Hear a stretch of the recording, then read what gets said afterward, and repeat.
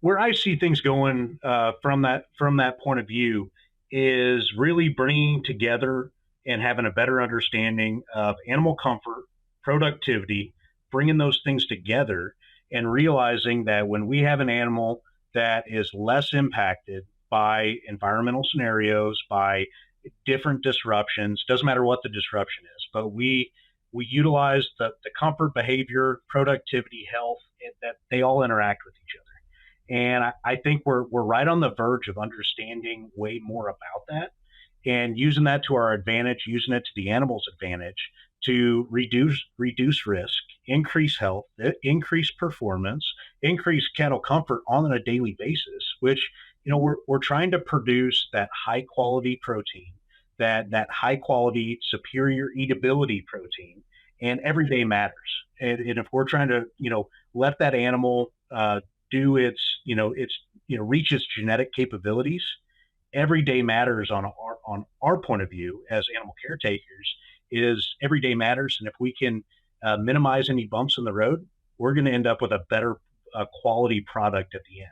So I think over the next 5 and 10 years, we're going to start evolving how we think about it. It's not I just do this and this is the however increase in gain or things like this, but it's if I do this, it impacts gain, it impacts how much manure I'm hauling out, it impacts the animal comfort, the animal health. I think all of it's going to coincide, and just finished a pretty cool project that we started to kind of wrap our heads around that. And water, okay, if we make a couple of different management decisions, how much less water do we need to use? And it's been eye-opening.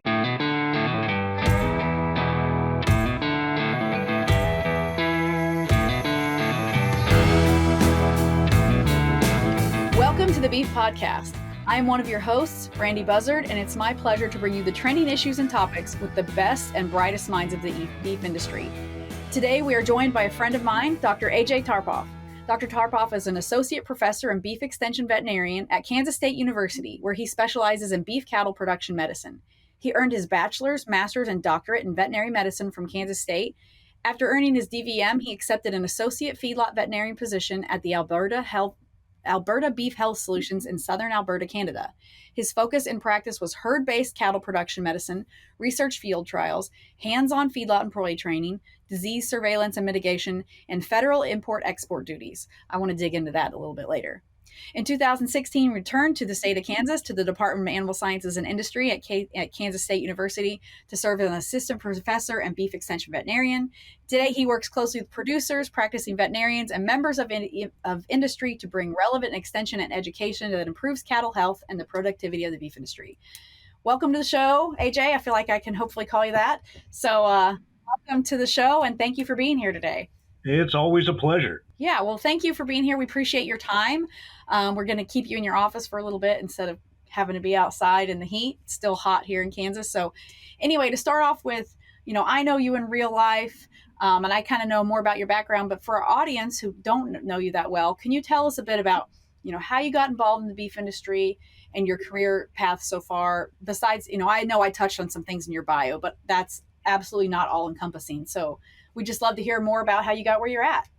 Absolutely. So it's I grew up within agriculture. I would have been fourth generation in the United States, deeply ingrained in the cattle business.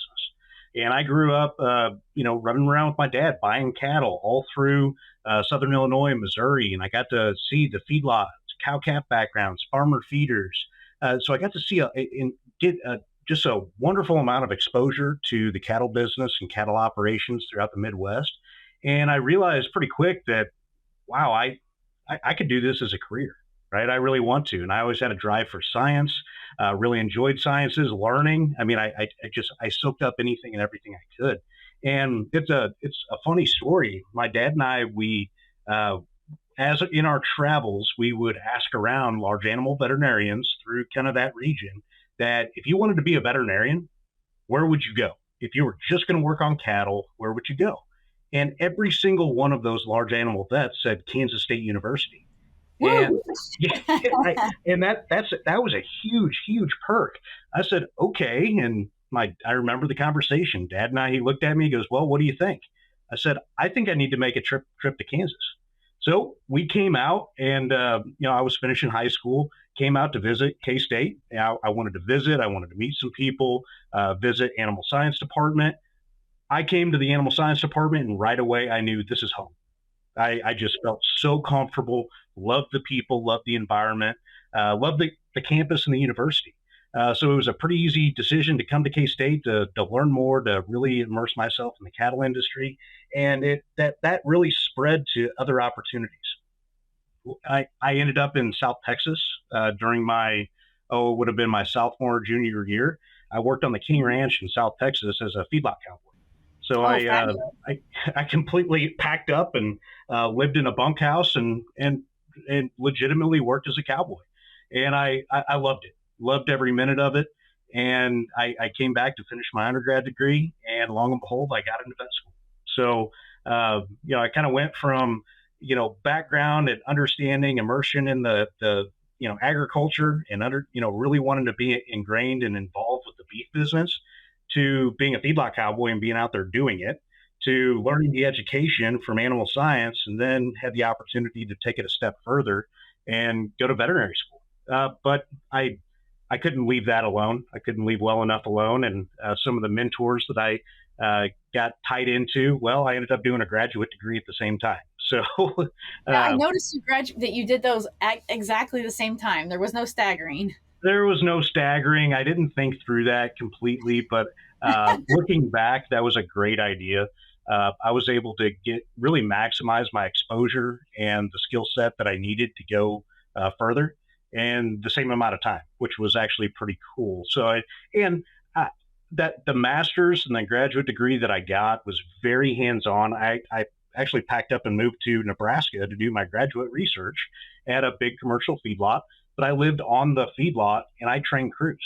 So I got to really take another stab at, okay, I've been a feedlot cowboy. Now I take what I've learned, I use the information and the knowledge that I've gotten, but now I get to go teach people. And that was, it's research is one thing, but whenever you take skills and you teach somebody else and see them thrive, it just takes it to another level. So no, I've been from, and you mentioned earlier, I've been from South Texas all the way into Canada and back. So it's fun to see. We're all a little bit different. We do things slightly different given the environment, but we're all in the same business, and it's a very small world. It absolutely is very small. Animal health is constantly threatened by the exposure of mycotoxins in feed. The monitoring of fungal toxins has become indispensable in the feed industry and in animal production. DSM offers a range of analytical services to assess the mycotoxin contamination and solutions to combat mycotoxins. Learn more at dsm.com/mycotoxin-survey. So maybe I missed this, but when you were, you were living in Illinois and you were looking around where to go to school, was veterinarian always the end goal for you? Or is that something that you realized like halfway through your undergrad, like, hey, I would really like to, I think I want to pursue vet school. So I was pre-vet for like my first semester of college and that was it. So I don't know the mindset behind that, like going through it. So maybe fill us in a bit on that. Yeah, actually, as a kid, I should have touched on that. As a kid, I really just I really had a passion for science and medicine. I had every intention to go into human medical practice, and I wanted to go to medical school. And as I progressed through, and I was in high school by the time I kind of really wrapped my head around this. But I was in high school, and my dad kind of flat out asked me. I love that he asked me, just, what do you want to do with your life? I was like, oh, okay, that kind of caught me off guard. And I thought for a while, and I'm like, I said, I love science, I love medicine, but I love agriculture. I think I love agriculture even more. I want to be involved with the beef business. I mean, that's where my passion is. That's where our family has come from. Like I need that a part of my life. And that's where I realized pretty quick that human medicine and working inside probably wasn't going to be for me. But if I can take both of those passions, science and medicine and agriculture, put it all together and be a cattle vet, that's just the highlight, the primo, anything that I could ever think about. that was, it just seemed like a perfect fit. And from that point in time, I never let up. I mean, it was, I made that decision. I'm going to be a cattle veterinarian, and I took off and never looked back. That's great. That's a trifecta. It sounds like that you're hitting on all cylinders of exactly what you wanted to do. It so far, so far in all the different things that I've been able to do, I've enjoyed every minute of it, and so it makes it a lot of fun. So you're cattle, but like if my daughter's 4-H goats next year need some help, like you could help us out with that. Oh, of course. So actually have a little experience with practice with that. I don't know how that works in like staying up with other species, how that goes or not, but. Well, thankfully with veterinary medicine, it's lifelong learning. So we still do continue. I still do continuing education every year, probably way more than what I really need, but I'm still licensed in a couple of states. I do have some experience with some grower lamb operations, some large feedlots with lambs. Dealt with one when I was in practice. So, still have some of that background. I don't let that out too much, but I do tell some people, yeah, I know a hair about a small ruminant. You just told a podcast, AJ, so maybe that you should. I guess that's okay. I put you on the spot.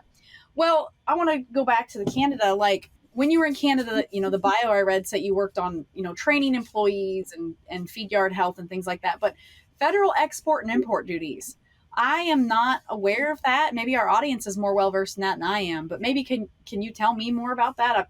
That's very intriguing to me. Yeah. So it was a pretty unique practice that I was in, and, really only had about 4 or 5 clients total. So most practitioners may have hundreds of individual clients. I had, the amount of clients I could count on one hand.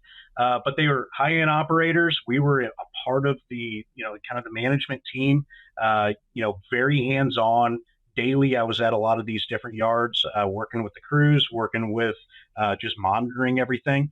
So it was a great exposure and just a great environment to be able to work with all those employees. But on the import-export, so because Canada and the U.S. cattle markets are so closely aligned, their beef industry, their feeding industry, they have way more feeding capacity than they do slaughter capacity for beef production, and especially in Western Canada. So the vast majority of cattle on feed in Canada are in Alberta. There's cow-calf all over the place, but when we look at the feeding sector, it's kind of like the U.S. We have, Texas, Western Kansas, Nebraska is kind of the beef belt through there. Southern Alberta is kind of known as the beef corridor, kind of the beef belt, the feedlot corridor in Alberta. So they're close to the border. Within 2 hours, most of those feedlots are within 2 hours of the border, closely aligned markets wise and everything else with the U.S. market. They feed to the same specs, very similar animals, but they just need a place to slaughter them. So depending on the year, depending on the economics behind it, some of those animals that are being fed in Alberta will ship to the United States for direct slaughter. They don't go anywhere else. They don't stop at a feedlot. They don't go anywhere else. It's a sealed truck that I would look at them. I would verify them, fill out all the health papers and transport papers. They would get on those trucks and they would go straight to the abattoir. So it was interesting. I got to look at a lot of fat cattle. So every single animal had to be, looked at by the veterinarian. So it's kind of like a USDA accreditation up there, except for up there it's CFIA. But so you have your accreditation, you're working on behalf of the government to be able to do the inspections. So I did an enormous amount of that. And at the same time, again, depending on markets, sometimes there would be cattle on the U.S. side that operators would buy as feeders. So they were born in the U.S., they would go across the border to get fed, and then they come back as a finished animal. So, yeah. Yeah, that's really interesting. As you're talking about that, how they would go straight to the slaughter facility, I'm thinking you take out the issue of them having to like acclimate between, like geographies and climates, because I imagine I've only been to Canada. I've been to Canada twice in the summer. It is cooler in the summer there than it is here. I feel like if you're bringing them down in the summer, they're going to have to like acclimate to that, maybe. But if you're just taking them straight to the slaughterhouse, it doesn't seem like they're going to have to acclimate to the heat or changes in the weather. Well, and yeah, I guess no. Yes, one, there's no acclimation. Two, it, Southern Alberta is an interesting area, and I think that's what makes it the biggest cattle feeding region of that country. Is the climate both during the winter and during the summer mimic very close. It always reminded me of Denver. So if you go through Denver, it snows in Denver, but then it melts pretty quick. Yeah, Well, yeah. it's very similar from Calgary south in Alberta, that they get these Chinook winds that blow off the Pacific Ocean that kind of warms it up during the winter. That melts off a lot of that snow. But then during the summer, they still get some pretty hot temperatures. So it's a pretty unique place. It's dry, which really helps for cattle feeding.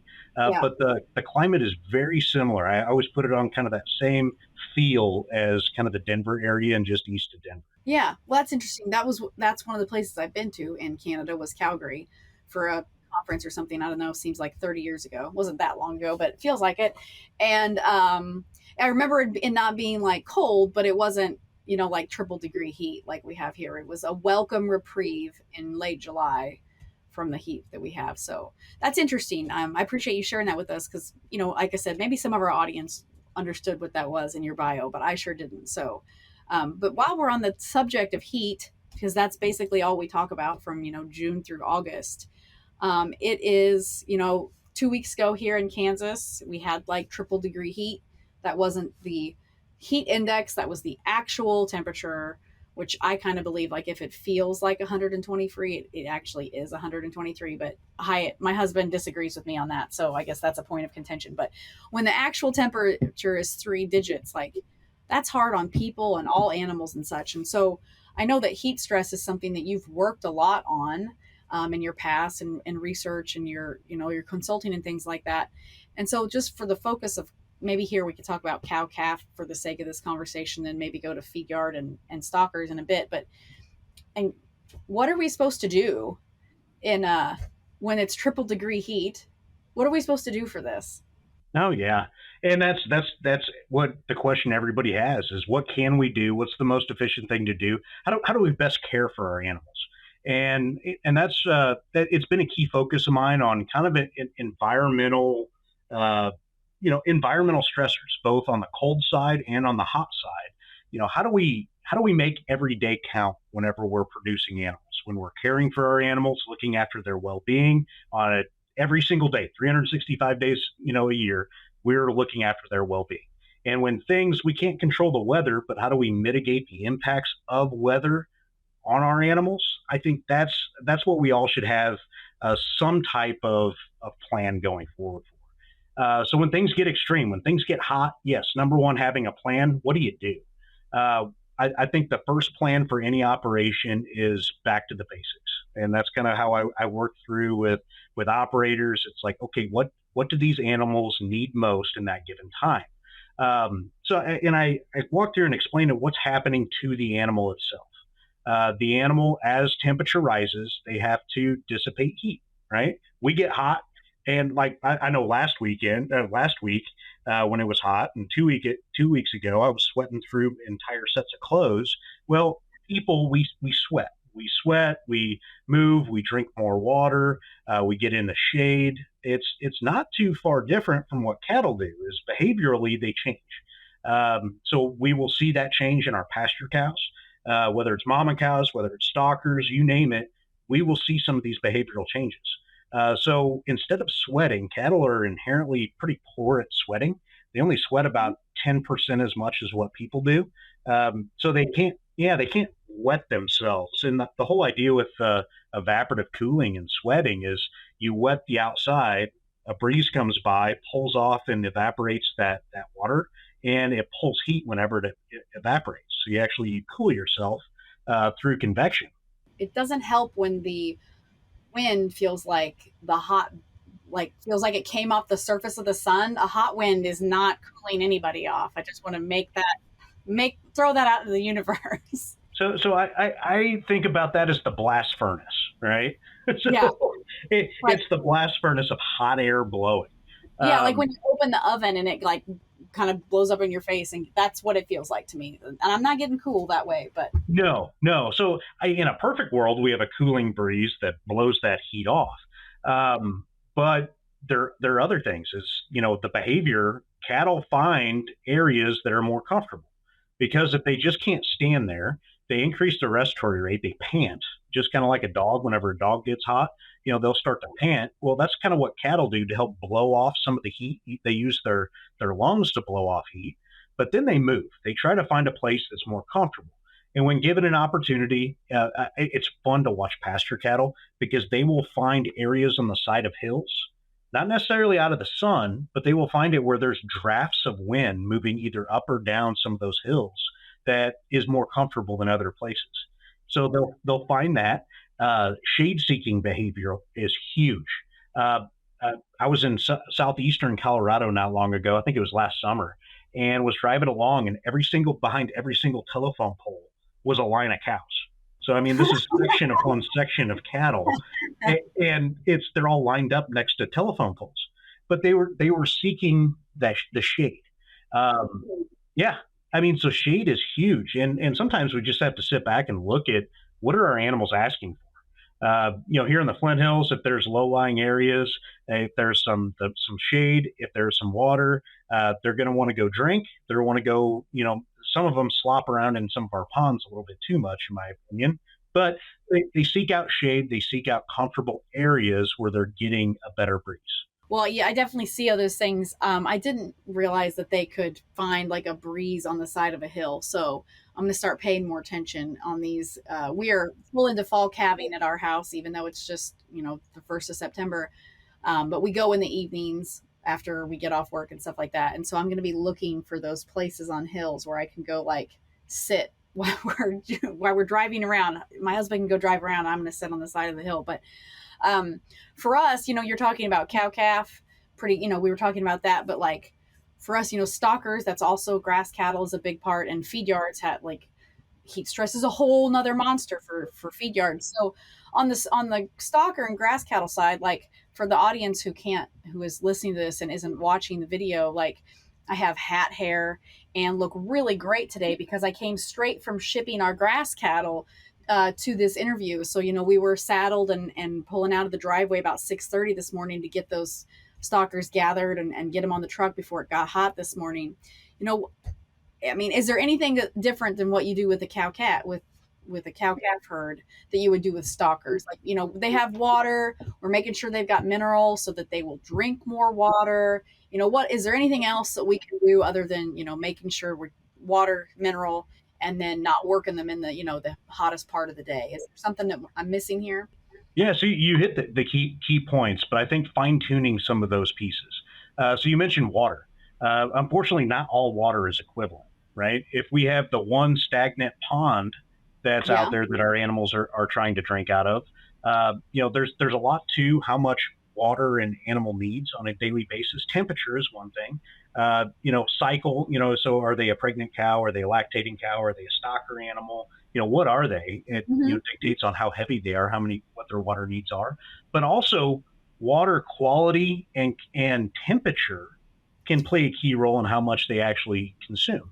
So imagine this: I'm sure many listeners have gone out to a farm pond, and if it's right in the middle of the summer, you stick your hand in there. The first 6 inches is really scalding hot, like it's really warm, and then it's very cool underneath. Well, animals that drink cooler water during the heat of the summer require less, and it's more efficient at helping cool those animals. So the surface water is kind of less effective at cooling animals, and they need more of it compared to some of our improved water systems. Either if you pipe water and put it into a tank from a lower area within the water, or the pond itself. So we can pipe that into a water tank, which they actually consume water more readily out of a tank rather than a pond, rather than a stream. It's kind of funny how they do that. So improve either pipe from a pond, a spring fed, or a well. That cool water coming out of either the earth or coming out of the cooler areas of the pond is more efficient at cooling those animals. So on top of water quality. So it's cooler. They'll consume more of it more readily. They'll cool themselves. But then it's access. So access is something that and I'll just say we as as researchers and everything that's out there as producers, we don't have the best information, I'll say, on some of that. But how many animals can go and actually truly take a drink all at the same time? Oh yeah. And one of the issues we run into with all cattle is they'll crowd around certain water tanks and they're not drinking. Some animals really need to drink, but there are other ones that just sit, go up to the water tank and then hold their head right above the water to help cool themselves. So they're not Oh, drinking, but they just like to feel the nice cool water. Well, yeah. they're taking the space of another animal that is really thirsty that would Right. really benefit from consuming water. Yeah. So we have to be cautious. Do we have enough water tank capacity and enough flow that, say, I've worked with some bigger operations that may have 1,000 animals within a pasture. They come to a windmill. How fast will that windmill fill? Yeah. Oh yeah. 1,000 animals, off a big water tank, they will scarf that water, that entire thing right down. But how Right. quick will it refill for the other animals to keep consuming water? So those are all, it's tank capacity, Hmm. availability, and reflow and temperature. That all goes into keeping those animals comfortable in a pasture setting. So outside of that, animals, if given an opportunity, they will find those comfortable areas. Yeah. So thankfully for that, in making sure that they have some type of shade, they have some type of recourse, that they have a comfortable area to go find in hills and things like that, they will find it. But we really can control the water. I know it's an expense, it's an investment in the operation, but having that cool, clean, abundant source of water during the summer months really helps long term for animal comfort and productivity. So we can't forget that water intake drives feed intake. True. That's very true. I was thinking when you were talking about when they're all crowded up at the bunk, like not only are they like that, let's say that steer that's just hovering there and it's cooling itself, it's not really drinking. But when they're all crowded up there, like that's creating heat. They're all stuck up there together. That dude that's already hot and wants a drink, now he's stuck there in that crowd and is getting hotter because he can't get to the tank. I have to imagine that plays a little bit of that's just an additional concern, I'm guessing. No, you're spot on. I mean, they group up, and whenever they group up, they don't cool like they should. They're not dissipating the heat. They're not taking advantage of all the breezes and things that are available to them, because all they're focused on is holding their head and crowding up next to each other to get close to that water tank. Yeah. So I I won't say what I was thinking, but basically it was going to make a joke. It was going to make a joke at the expense of cattle. It wasn't a horrible thing, but and then feed yards. I think that this is really important. I'm just like making you go down the list of heat stress and how to manage it. But I think it's really important because, I mean, I don't live in like the very southern part of the United States for a reason. I have zero heat tolerance, but there's a lot of cattle down there. There's a fly that's attacking me here in my office, folks. Um, so I'm having Dr. Tarpoff go down through all these different segments of the beef industry and how we can control heat there. But if you remember, like June of 2022, we had that horrible event where all those feedlot cattle died because of a combination of humidity and they couldn't get cooled down at night and then it got hot during the day. It was just like a really horrible incident that like was pretty much out of people's hands. You can't prevent a mass event. Like we can't control the weather. You said it perfectly. We cannot control the weather. In normal instances this summer where you don't have some weird weather phenomenon like that, what's some great practices for feed yards to have to avoid that heat stress as best as they can? Yeah, and I, I guess I should have started this when we first started talking about heat stress, but monitoring. You were talking about how you and your husband were talking about actual temperature versus how it feels outside. Well, that's very true with cattle. So how you and I portray the environment and how cattle feel the environment, they're very different things. I wish I was as tough as cattle. I wish I could, sustain in any given environment, just like cattle. I mean, we have cattle Yeah. in all 50 states. All Yeah. 50 states, we can successfully raise comfortable animals within those given environments. I wish I was that adaptable. I'm not as adaptable to the heat, I found out. So, but so it's how do we monitor the conditions for our animals How do we know when they're comfortable? How do we plan ahead if there's going to be those uncomfortable times where we can step up our management to help them? So here in the state of Kansas, I've actually been working with some of our climate folks. It's called the Kansas Mesonet, and there's an animal comfort index that's actually within that Kansas Mesonet. And the Mesonet, and there's Mesonets that are available in several different states, but this one in particular uses that cattle comfort index that takes into account temperature, humidity, wind speed, and solar radiation, which are the core key factors of heat stress. So they're able to use those four factors, put it through a model, and then give you a number on basically, what we refer to as a temperature, but it's how the animal feels the given environment. That's a phenomenal tool. We actually just launched this year in June a 7-day forecast, actually using National Weather Service forecasts. There's localized information through about 100 different stations all through the state of Kansas. So you can see what your local information is. You've got the National Weather Service forecast that is plugged into the model. So now you know, hey, 3 days from now, there might be some heat stress for a couple days. So that gives us an opportunity. And whether you use a tool like the Mesonet and the Comfort Index, you use your regular 7-day forecast.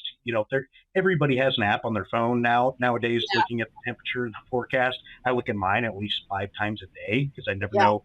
It's like I forgot what's happening 3 days from now. But yeah, I have mine pinned on the home screen of my phone. It stays there. Yeah, so we're always trying to check the water, and those of us in ag, it's pretty common that we're always checking the weather for whatever we're going to do, and we use it for our planning. Well, whatever you use, keep that in mind that it's not just temperature, it's not just humidity, but wind speed and solar radiation. But when there are days of some of those extremes, now we've got to plan ahead. Whatever your plan is, and every operation is a little bit different, but then it's okay. We have to change. We're changing our management.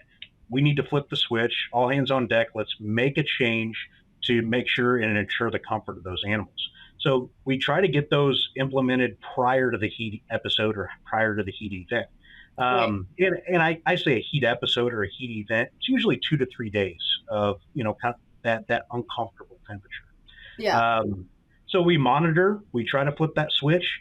And then for feedlot cattle, boy, it can take a lot of different turns. Number one, it starts with pen construction. I was in Western Kansas and I had some students with me. We were doing some sampling, and they said, well, why are there these mounds and these pins? It doesn't make sense. Shouldn't they be flat?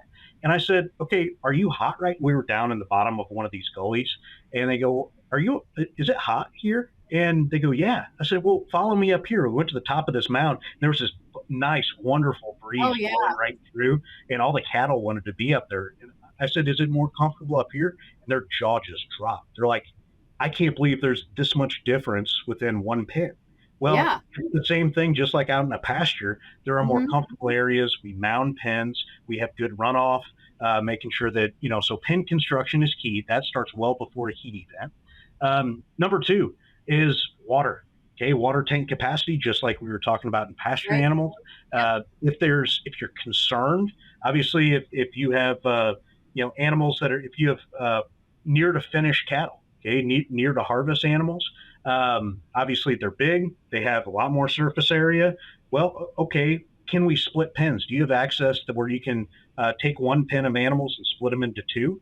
You just doubled your water tank capacity. You increase all of that extra space for those animals to help dissipate heat.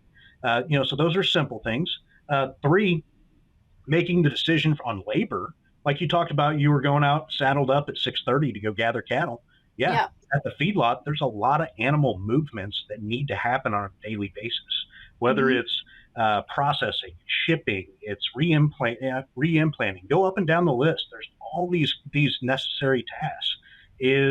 We need to have them all done by about 10:30. So now we're changing labor times. It's maybe we're working earlier in the morning. Maybe we change some feeding times where we know those animals won't be consuming feed during the heat of the day. So maybe we change some of those things. So labor, we change the labor to help address some of those issues because we don't want to disrupt cattle during the heat of the day. This goes all the way. This goes to talking about working with the packer. And it's like, okay, when can we ship these to you to make sure that we aren't stressing these animals that they're going to step off the truck and go straight into the plant, Yeah. right? So that's a huge, that is probably one of the most important jobs on factoring all that in. And so so labor is a key one. The other is a pen environment. We can do some different things with, we think about feedlot cattle and a dirt floor, right? Well, that dirt floor can absorb quite a bit of heat during the heat of the day. And I'm sure a lot of us have been out on, think about it, you walk out on, asphalt would be extreme, but you can feel a darker surface with heat. Dirt doesn't hold near as much heat as what asphalt does, but it will be much, much warmer. Well, what we can do is we can use bedding. So whether it's straw or whether it's corn stalks, we can drop the pen floor temperature by about 25 degrees by using 25. something like that. Yeah. Wow. I didn't realize it was that dynamic, I guess, of a change. We use, that solar radiation. It's amazing how much it can absorb into dark. Those of you that have black vehicles, I've got a black pickup with black leather seats, and I'll tell you that absorbs an enormous amount of heat during the summer. How was that 2 weeks ago? Well, and 2 weeks ago, my AC wasn't working quite right, so I definitely felt the impacts. But I wish I could have put some straw over my pickup to make sure that I didn't have absorption during that time. But it's the same for cattle. So we can bed pens. Sprinklers are an interesting piece because we recently did a survey asking operators what they think about certain things, and sprinklers were really intermediate. Like, people are like, we kind of use them. We don't really want to. And the data out there is kind of minimal. But what we can run into is most of our sprinkler systems in commercial operations, they're there for dust mitigation if they have to. So they don't necessarily, it's like we're not really wetting animals. So it's in those scenarios, we use them at strategic times of the day to cool the pen floor, right? So we can use them overnight hours. And it's kind of like we make the ground sweat. We dampen it down just a little bit, and we allow, we allow it to evaporate. But if we use them during the heat of the day, those regular sprinkler systems don't really wet the animals all the way down to the skin. And what we can do is, if we make puddles, we just kind of dampen animals. We don't wet them. We don't keep them constantly wet because of flow. Well, that can actually be a problem where we can have a microclimate that increases humidity. So now we can accidentally make things worse, which is what we don't want to do. So in some of those extreme scenarios, it'd almost be ideal if you could move animals through, wet them down completely, and then move them into a dry area. Yeah, we do with that wetting factor or aspect, I guess, like with horses. If I've had to be out on a really hot day on a horse, like whenever I'm spraying one off, I'm not leaving that water sit on them. I'm scraping it off with the sweat scraper, because if it sits on them, it just creates hot water on them, and that's not great. So I understand what you're saying when you're talking about just you're creating a more humid environment to keep that heat on them. That makes a lot of sense to me. When you scrape your horse, when they're wet, after you wetted them down, you start scraping them.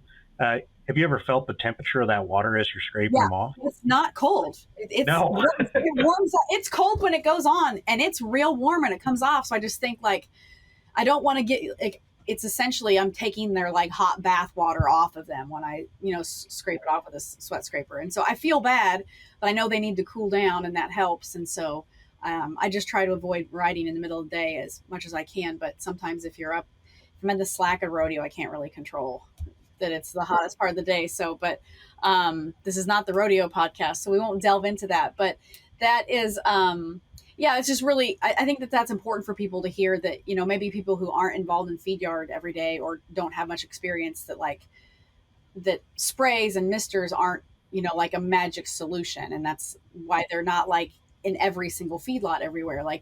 As you're saying, there are situations in which they're used and they're not perfect. So I think that's important to discuss that. But sometimes it's the simplest thing that can make a big impact. It's recognizing there's a big haystack that's blocking a breeze, and taking the time and effort to go move the haystack, and all of a sudden, or take the haystack down to a lower level, and all of a sudden that allows all the breeze. I convinced one operation to go mow down the weeds on the perimeter pen, the external pen, knocking down all the weeds. All of a sudden, we got increased breeze blowing through there, and those perimeter pens were way more comfortable.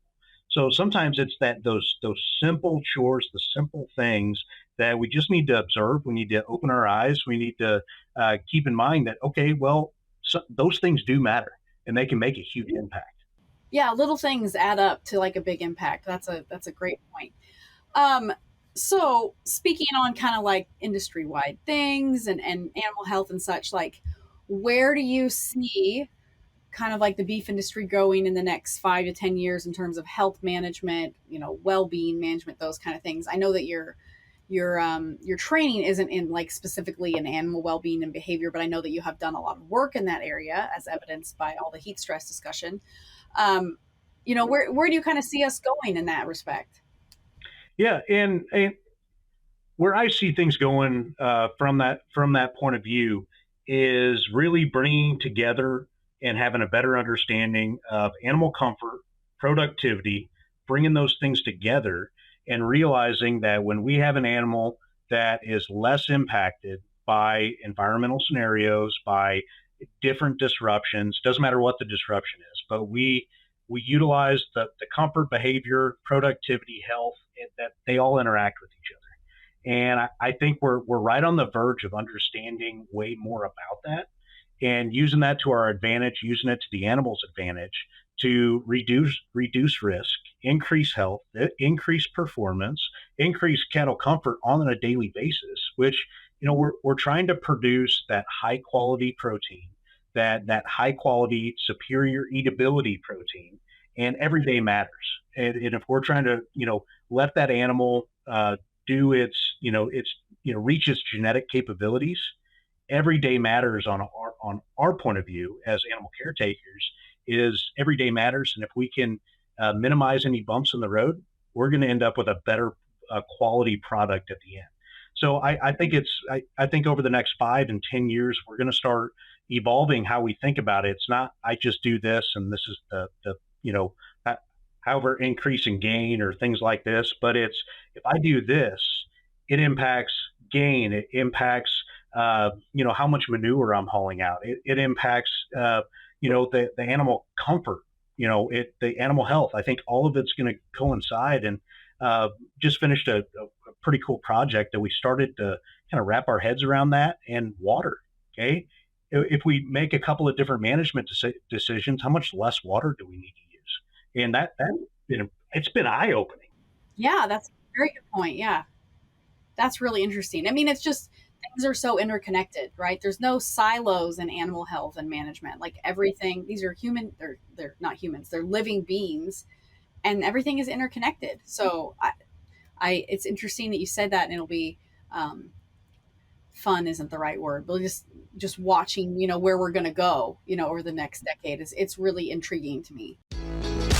We have a time and labor saving product for you. Beef and Dairy Agri-Slat by Healthy Farms is your solution.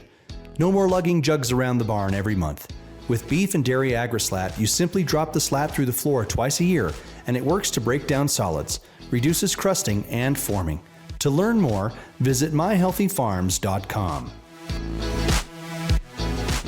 So, well, we are coming to the end of our time. We want to be thoughtful of your time, but we ask our guests the same 3 questions at the end of every episode. And I gave you a heads up on these, so because I didn't want to spring them on you at the last minute. So we ask these same wrap-up questions of every person. And so the first one is, what is your favorite beef or cattle-related book or resource? If it doesn't have to be a book, like maybe a website or pamphlet or something like that. I don't know. So this one's an easy one, and I've got to tote our beef extension website, ksubeef.org. KSUbeef.org is the Kansas State Beef Extension website. This is where we house a lot of our information, all our upcoming meetings, a ton of resources. We have fact sheets. We have all of our newsletters, all of our write-ups.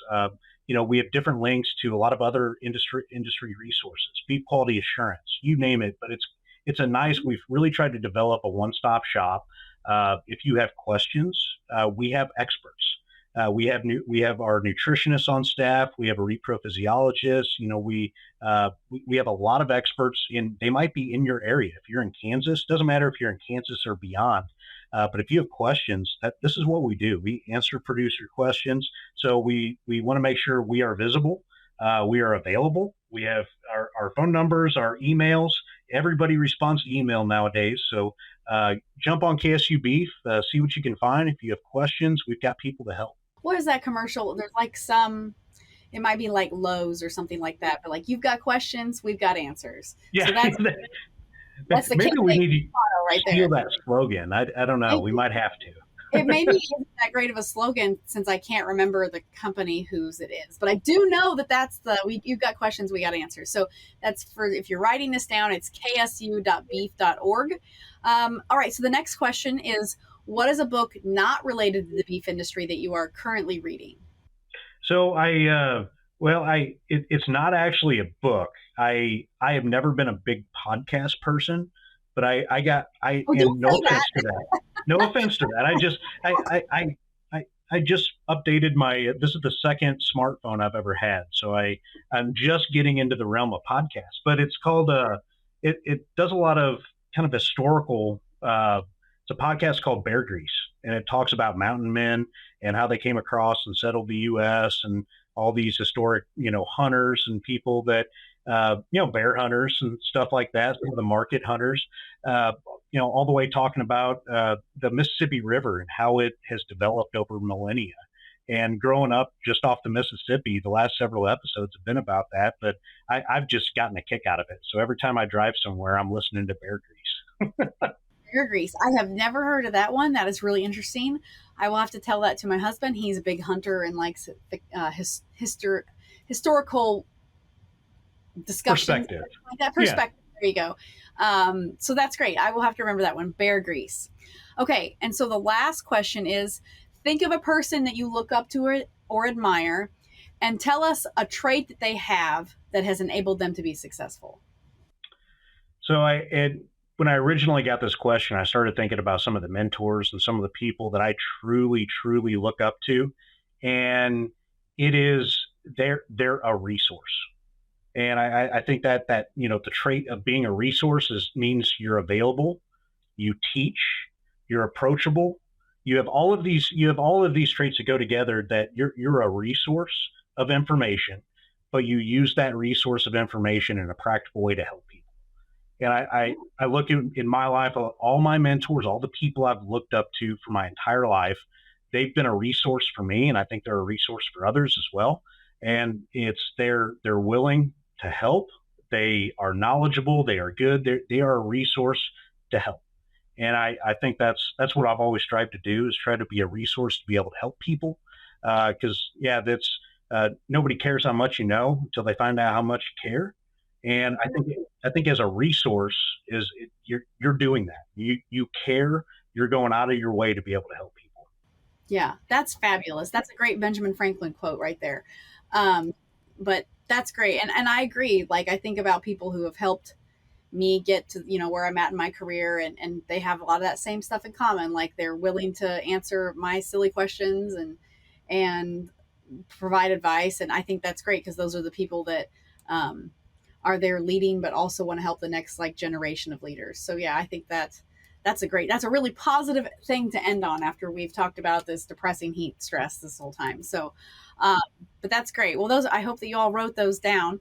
That is all the time we have for today, though, Dr. Tarpoff. I do so very much appreciate you joining us here on the Beef Podcast, and for sharing your time and your talents and your wisdom with us. It's greatly appreciated. If people want to find more information about you or your research, where can they go to do that? Is that also ksu.beef.org, or is there another spot you want to send them as well? Yeah, ksubeef.org. So no dot in the middle, but ksubeef.org. About that. Yep. And we've got all of our field day events and everything. We've got all of our information, contact everything from both my research, my colleagues' research, but everything will be available on that ksubeef.org website.